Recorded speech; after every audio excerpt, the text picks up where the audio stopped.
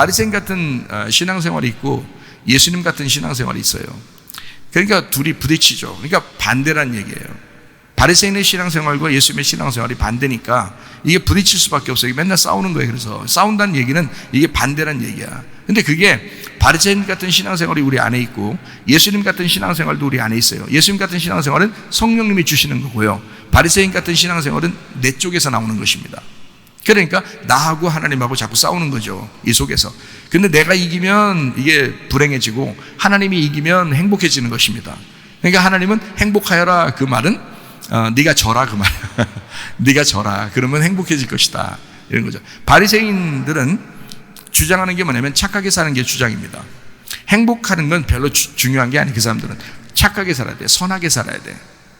근데 예수님은 선하게 살자, 착하게 살자가 문제가 아니라 행복하게 살자가 문제예요. 예수님은 야 너희가 행복하냐? 행복해야 돼. 바리새인 입장에서는 병 있는 사람 보면 저건 저주받았어 이렇게 생각하지만 예수님은 이 사람이 행복해야 되니까 병을 치료해 주는 거예요. 무슨 말이냐? 예수님의 중심은 바리새인들과 싸울지언정 우리 인간들을 행복하게 하길 원하신다는 겁니다. 그러니까 진짜 하나님의 목적이 어디 있는지 아시겠죠? 행복이로다. 행복한 것이 하나님의 목적이었구나. 하나님이 우리에게 주시고 싶어 하던 그게 행복이었구나. 그렇게 착하게 사는 게 목적이 아니었구나. 그러니까 자기가 착하게 살려고 하다 보면 사람들을 자꾸 비판하게 돼 있거든요. 나는 진짜 착하게 살려고 하는데 저 사람은 저게 뭐냐 이렇게 되는 거거든요. 그게 바리새인들이 하던 행동이에요. 그거 좋은 게 아닙니다. 내가 정말 행복한가? 나는 정말 하나님에게 무릎 꿇을 수 있는 사람인가를 그걸 자꾸 봐야 되는 거예요. 바리새인들은 착하게 살자 그랬고 바리새인들이 나오기 전에도 미리암이라는 사람이 있었습니다. 모세 때 미리암은 뭐 찬양도 잘하고 사람들을 막 끌고 다니고 모세보다 훨씬 먼저 이스라엘 백성들에게 인정받는 사람이었어요. 그게 미리암이었어요. 근데 모세가 나타났네? 모세가 나타나니까 모세하고 어떤 경쟁을 하려고 해요. 근데 모세는 하나님이 선택한 사람이고 미리암은 그렇게 그냥 신앙생활 가운데서 인정받는 그런 사람이었단 말이에요. 하나님이 누구 편 들어줄까? 모세 편 들어주죠. 당연히. 민수기 12장에 나와 있는 그런 말씀들이죠. 그래서 이 미리암은 원래부터 신앙생활하고 종교성이 강하고 리더십이 강했던 사람이에요. 미리암이라는 사람이 9세대 신앙생활을 가진 사람이죠. 네. 그건 늙은이, 신앙생활에서도 늙은이들, 기득권을 가지고 나는 뭐 장로야, 나는 집사야, 나는 권사야, 나는 목사야, 내 뜻대로 해야 돼, 막 하면서 막 거드름 피고 이런 거 있잖아요. 그게 종교성입니다. 그 바리새인들이나 갖고 있는 그런 종교성이거든요. 근데 예수님 쪽에서는 우리가 행복하길 원하고 모세가 새로 나타났잖아요. 신세대입니다. 젊음이에요. 젊음에는 자유가 있고 그 자유가 있으니까 젊은 사람들 이야기도 들어줘야 되죠. 그러니까 교회에는 젊은 사람들과 연세 드신 분들이 같이 있잖아요. 그 젊은 사람들의 이야기를 자꾸 들어줄 줄 알아야 돼요. 그러니까 하나님 말씀으로 자꾸 돌아오게 되면 우리가 서로 연합해서 하나가 됩니다. 그런데 이 바리새인들이나 이 기득권층은 주로 죽음이 두렵습니다. 죽음이 두려워요. 근데 예수님은 행복하게 살자 그러니까 자꾸 행복을 자꾸 강조하다 보니까 죽음도 행복한 거예요. 그러니까 너희가 죽고자 하면 산다. 너 죽으려고 자꾸 해봐라. 행복할 거야. 너 죽음이 오면 행복할 거야. 죽기 아니면 까무러치기지. 그러면 너 행복하게 될 거야. 그런 바리새인들은 죽음이 두려우니까 계속 늘 조급하죠. 조급하니까 두렵고 불평 불만이 많습니다. 그러니까 비판하게 되죠. 다른 사람을 자기가 좀 더 괜찮은 사람처럼 되려고 하다 보니까. 그런데 예수님은 그렇지 않죠. 예수님은 죽음까지도 행복하니까 삶이 어때요? 기쁘겠죠. 삶이 기뻐요. 죽음까지도 하나님이 계획하신 거야 라는 것을 알고서 지내니까 그게 기독교인들이란 말이에요. 우리 진짜 기독교인들은 바리새인처럼 신앙생활하면 안 됩니다. 우리는 예수님처럼 신앙생활 하셔야 돼요. 그래서 이 바리새인 같은 사람은 외적인 부흥을 굉장히 이렇게 바라보고 외적인 모습들을 굉장히 바라보기 때문에 여러 사람이 있으면 굉장히 좋아합니다. 여러 사람. 그래서 막 교회도 크고 뭐 사람들도 많이 따라다니고 뭐 이러면 굉장한 줄 알고 그걸 더 알아주는 거예요. 왜? 그게 바리새인들이었으니까. 다수가 힘을 느끼는 자들. 근데 예수님은 그렇지 않죠. 예수님은 내적인 부흥이 먼저다. 속의 변화가 먼저다. 마음에서 변화가 있어야 된다. 이것을 항상 강조합니다. 그러다 보니까 소수라도 괜찮다. 작아도 괜찮다. 그들 중에 내가 함께 있다. 뭐 이런 주님께서 그렇게 말씀하시죠. 이 기득권 측은 기득권을 갖다가 계속 이게 주장하려고 하죠. 근데 이 예수님 즉 그 젊은 사람들은요, 계속해서 뭔가 앞으로 전진해 나가려고 해요. 그냥 멈추려고 하지 않는단 말이죠. 그러니까 젊은 사람들은 계속 진취적이에요. 도전적이고 혁신적입니다. 그런데 나이가 많이 먹고 이제 저도 나이가 먹어가는 거예요. 자꾸 정착하고 싶어 하고, 자꾸 이제 기득권 측이 이해가 더 잘 되고, 그러다 보니까 자꾸 후퇴해요. 원칙을 자꾸 이제 강조하게 되고요. 근데 젊은 사람들은 그렇지 않거든요. 그러니까 젊은 사람들의 이야기에 자꾸 귀를 기울여 줘야 됩니다. 나이가 먹을수록. 왜냐하면 그들은 도전적이고 혁신적이잖아요. 앞으로 나가는 진취적이잖아요. 근데 나이가 먹을수록 되면 그냥 정착하자. 그러다 보면 뒤로 후퇴해버리는 겁니다. 젊은 애들은 앞으로 쭉 나가고 자기들은 막 뒤로 후퇴해버려요. 그러니까 원칙을 강조하게 되죠. 근데 젊은 사람들은 그렇지 않죠. 자유롭다는 겁니다. 진리를 발견하게 되면 그 진리 안에서 자유하게 되고, 방법들은 여러 가지가 있으니까 한 가지 방법을 요구하는 게 아니잖아요. 원칙은 하나지만 방법들은 여러 가지거든요. 근데 사람들은 나이가 먹을수록 자꾸 고집을 부린단 말이에요. 그렇지 않다고. 여러분, 서로 화해하고 용서하고 서로 다름을 인정하는 그런 사람들이 되셔야죠. 네. 그게 이제 용서고요. 그게 서로 하나 되는 그런 방법이거든요. 그러다 보니까 바리새인들은 조건적이고 늘 율법적입니다. 마태복음 23장에서도 요한복음 8장에서도 예수님과 부딪히는 그 장면이 나오는데, 마치 독사의 자식이다, 예수님이 그렇게 욕할 정도로 너희들은 정말 하나님하고 반대야, 이런 얘기들을 합니다. 조건적이고 율법적이니까. 근데 예수님은 어때요? 무조건적입니다. 은혜적입니다.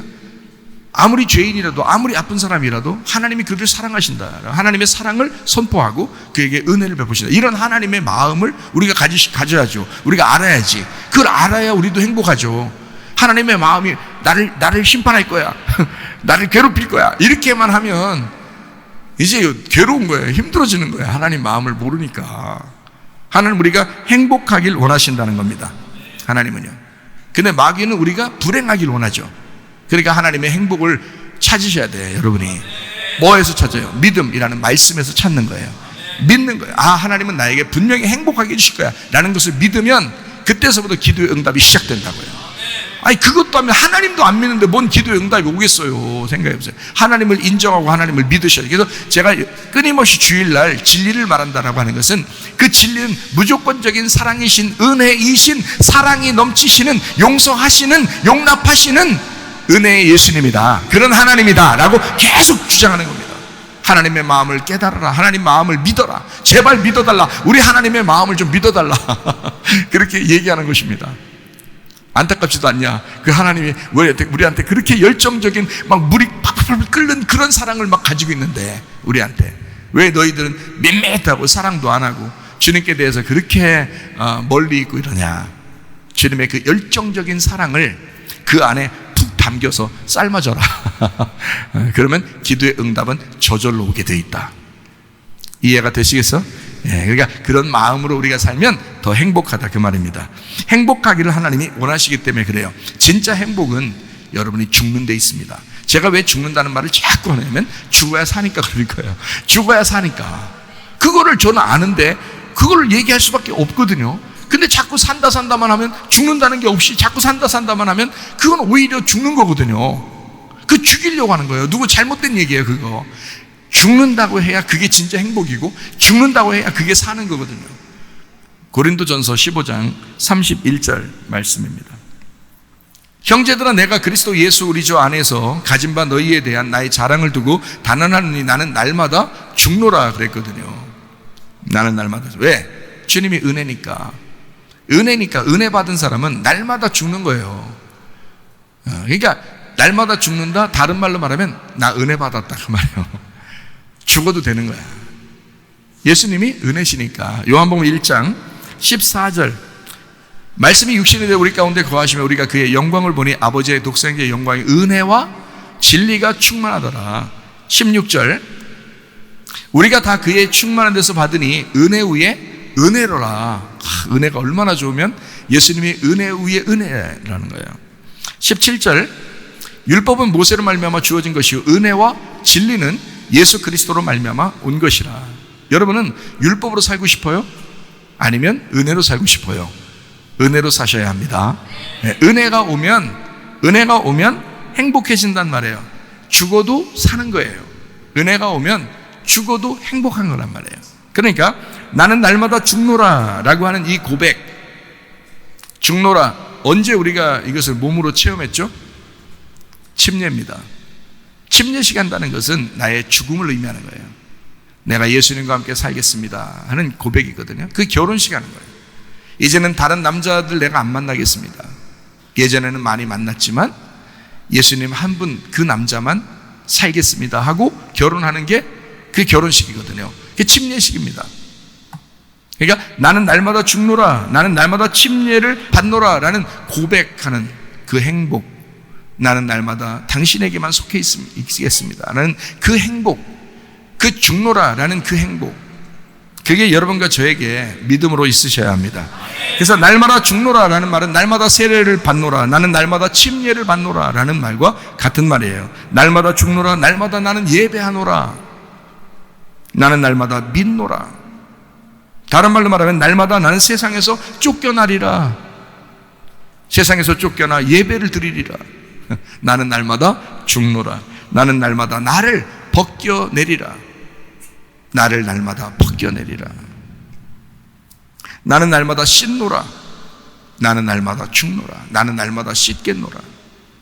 나는 날마다 주님과 말씀과 그 교회 중심으로 내가 사노라. 나는 날마다 할례를 받겠노라.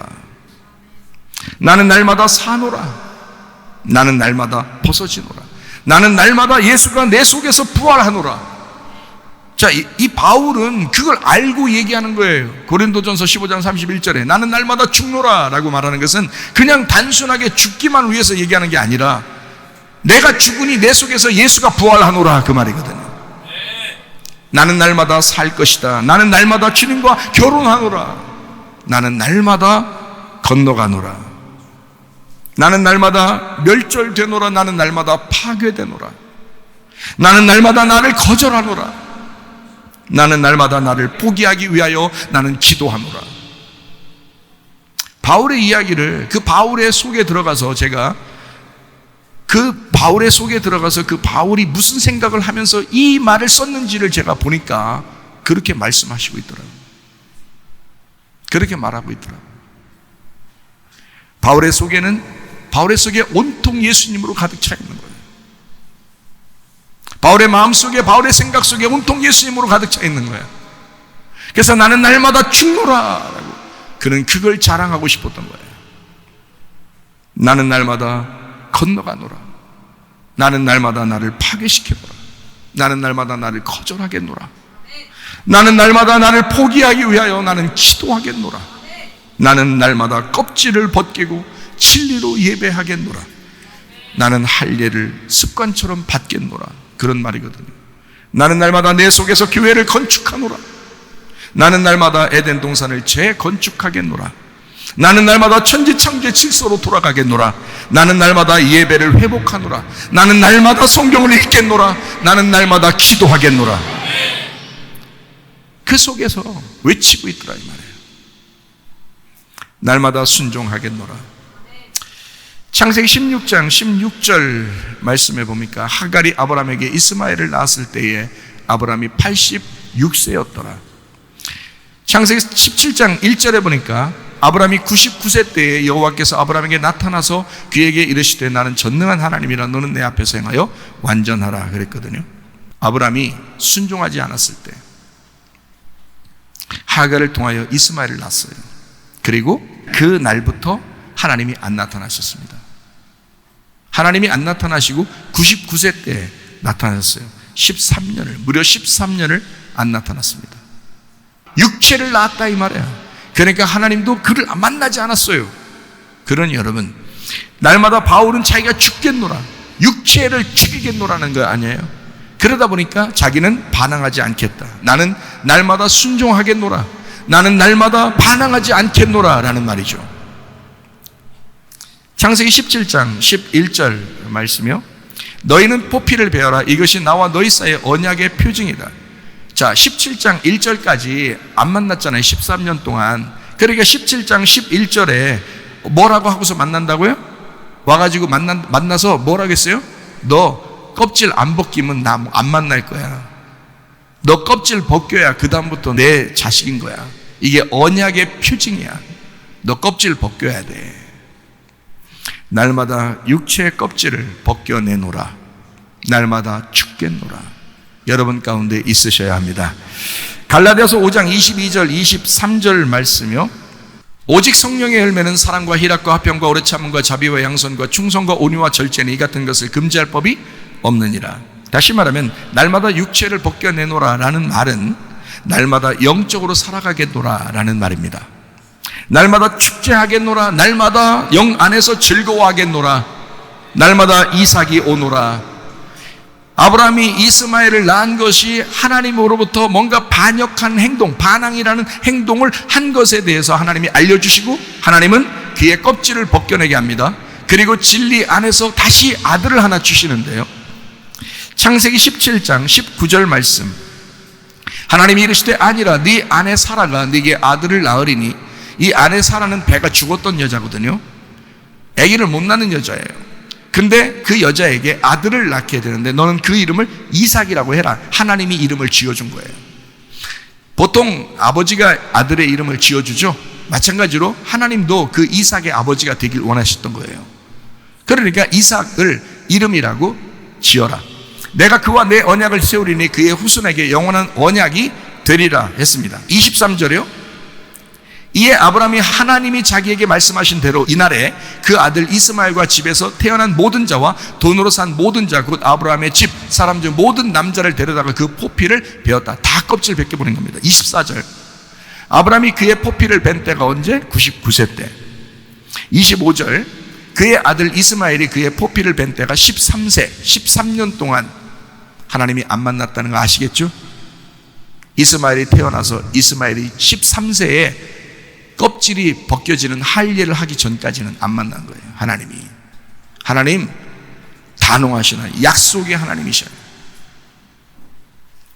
그러니까 여러분, 그 하나님에게 반항하려고 하지 말고 날마다 내가 죽겠노라 믿음으로 주님 앞에 나오시기를 바랍니다.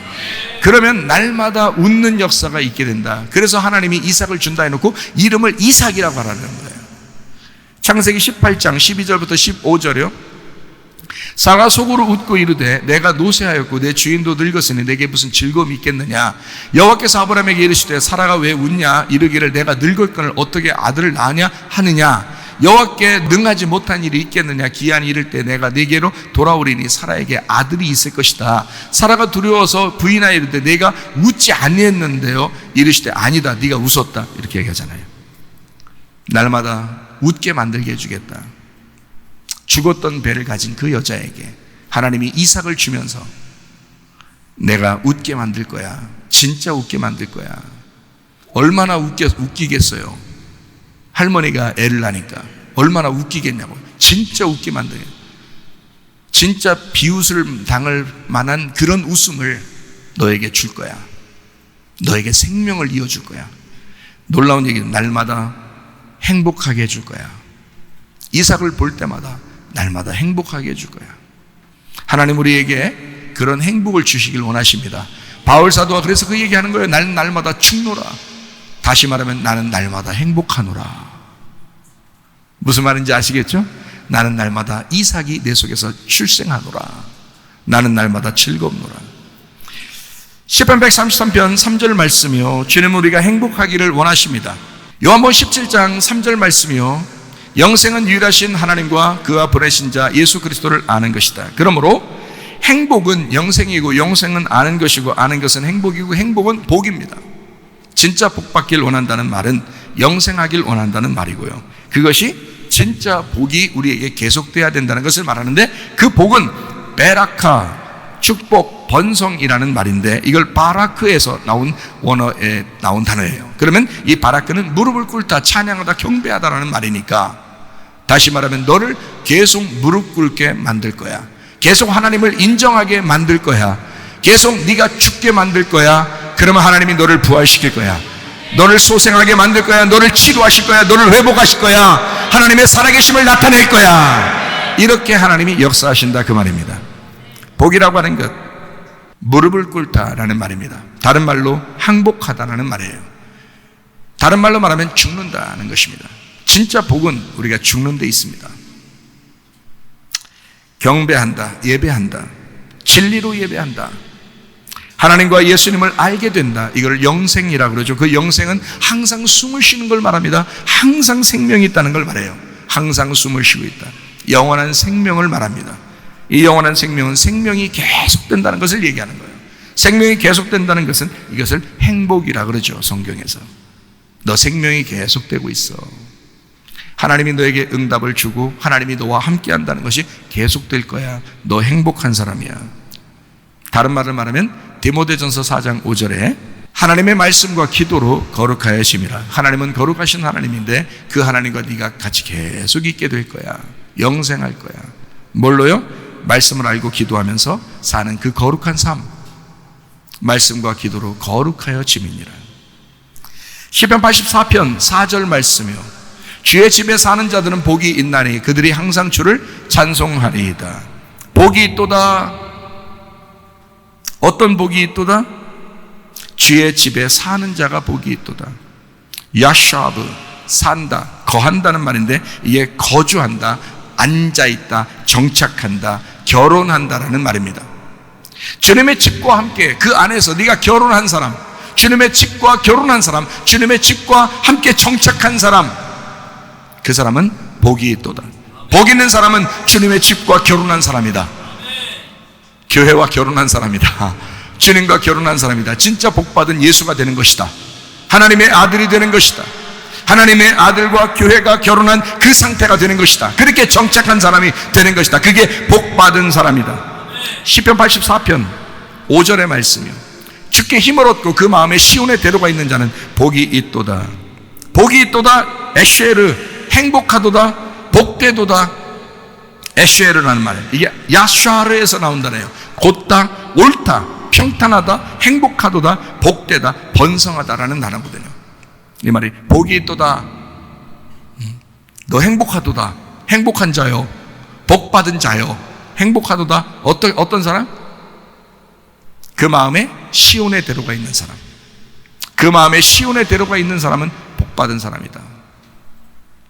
시온의 대로라는 것이 메시라라는 단어예요. 메시라라는 히브리어 단어가 이게 왕의 대로입니다. 왕의 대로.